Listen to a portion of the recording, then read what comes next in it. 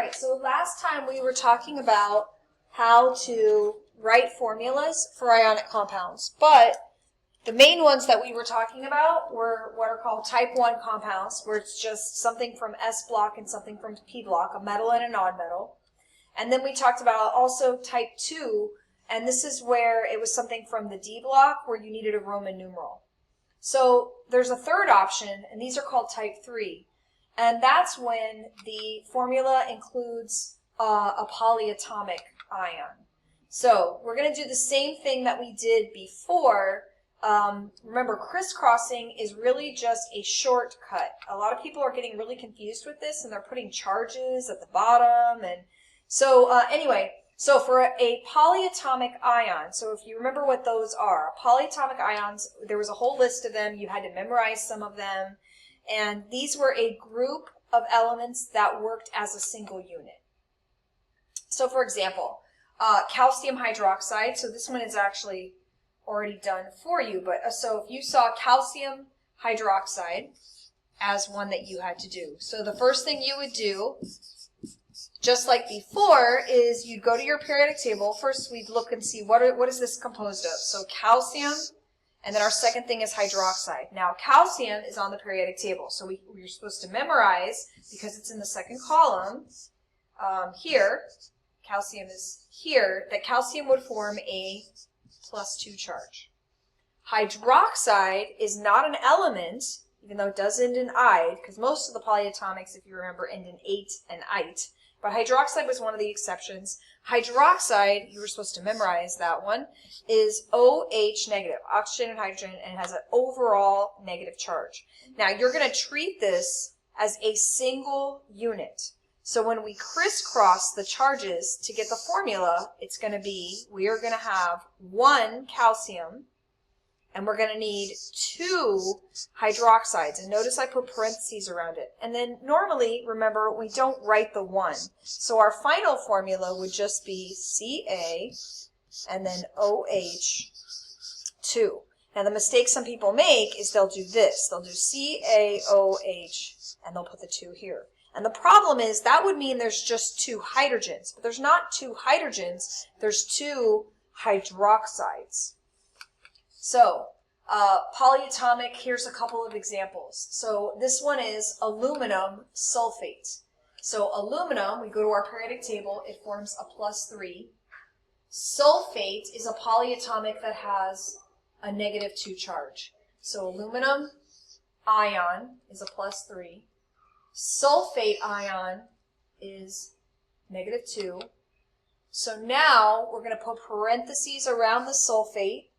We're going to crisscross our charges. The little loopy way it's written there is a little confusing, so I'll rewrite it over here. So you got your aluminum, you've got your sulfate. So we're going to need 2 aluminums. We're going to need 3 sulfates. And so it would look like this. Aluminum, there's a 2, sulfate, parentheses, and then a 3 outside the parentheses. And you don't distribute it or anything. That's not like math. We're not going to distribute the 3. It's going to stay like that. So we're saying that there would be 3 sulfates. So in other words, remember this is a shortcut. It's saying that you would need 2 aluminums.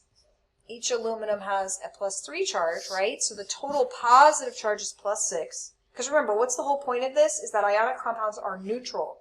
Sulfate has a -2, so a sulfate, and a third sulfate, 2, 4, 6, -6, so this would be a neutral compound, and therefore we would need 3 sulfates to cancel the charge on 2 aluminums.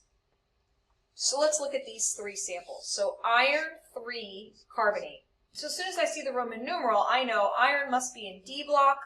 So this is going to be Fe +3. And then carbonate is one of the ones you're supposed to memorize. It is CO3, and it has a -2 charge. So if we crisscross our charges, we're going to get 2 irons, CO3, 3 carbonate. So that would be our formula. Our second one, calcium nitrate. So calcium, we go to the periodic table. Calcium is in the second column. So calcium is going to be a +2. And then nitrate is one of the ones, again, you had to memorize. It is NO3 negative. We crisscross our charges, so it's going to be Ca and then NO3, and then we would need 2 of those. And then our last one, ammonium sulfite. So ammonium is also a polyatomic, so that is NH4+. Sulfite is SO3 2-. We crisscross our charges. This is going to be NH4 2, so we're going to need 2 of those, and then it's only going to be 1 sulfite, so SO3. So it's going to be this. All right, so that's how you would do this with polyatomics. It's the same exact thing that we did previously, except the one difference is that we're treating this like a group, as if it was just a single letter, even though it's a group of letters. Notice, by the way, you don't put parentheses around it if there's just one. So 1 sulfite, I don't have parentheses around the sulfite. Okay, so how about going the other way? So what if you're given the formula and then you have to figure out the name? So this is actually, for the most part, this is easier than writing the formulas, in my opinion. So the first thing you're going to do, you're going to look up your cation. If it is in D block, remember it needs a Roman numeral. If not, it's just going to be the name of the element. Because remember, the name of the element doesn't change when it becomes an ion. So we're going to look for our element. The only other exception to that is, remember there were a couple of exceptions. I have it on my board, but obviously you can't see my board. So I had explained here that these need a Roman numeral, right? Except for 3 of them. Silver, no Roman numeral. Cadmium, no Roman numeral. Zinc, no Roman numeral. Why? Because these 3 only get that single charge. The other 2 exceptions were over here in this column, and that was lead and tin, and those do need a Roman numeral. That's because these 2 can form multiple charges. All right, and then when you look up the anion, so if it's a group of elements, that's going to be a polyatomic, so we're just going to name the polyatomic. If it's just an anion off the periodic table, like iodine, chlorine, sulfur, whatever, we're going to change the ending to "ide", because remember, this is an ionic compound is consisting of a cation and an anion. So here's sodium chloride, right? Sodium, it's a sodium ion. Chlorine, as an ion, would have been chloride, and so the name of this would be sodium chloride. All right, look at this one. So we're supposed to, at this point, start recognizing this. This is ammonium. This is hydroxide. You literally just name the cation, the polyatomic, ammonium.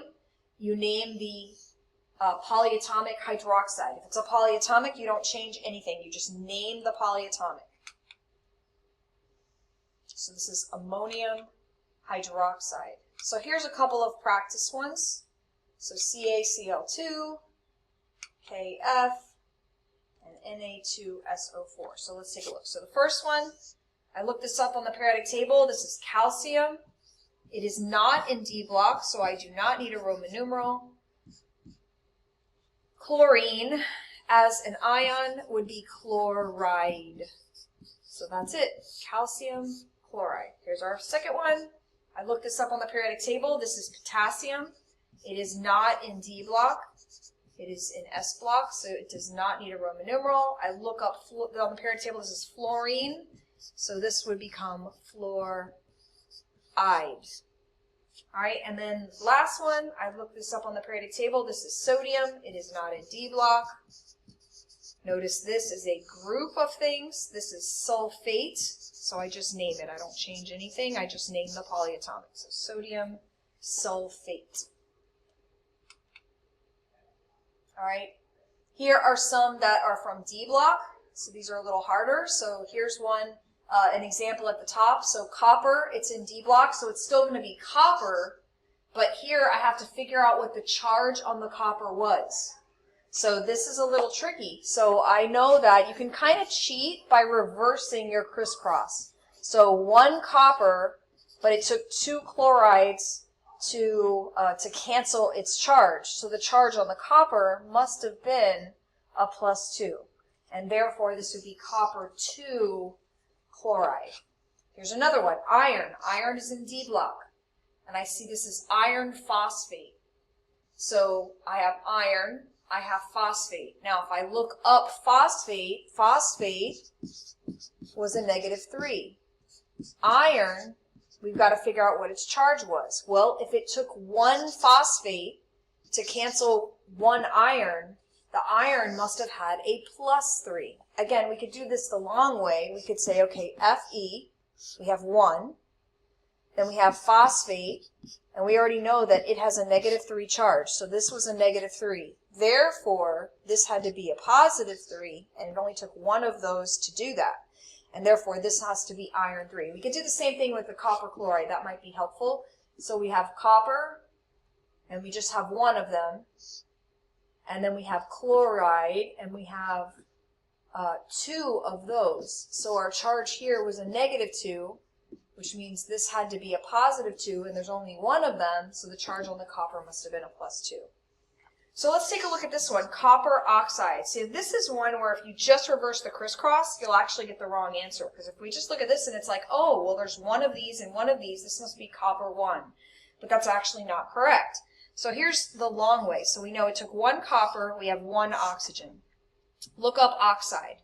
Oxide has a -2 charge. So my overall charge here was -2. That means the charge on the copper had to be a +2. And there was only 1 copper, so that means this must be copper 2, oops, copper 2 oxide. Remember, "ide" at the end.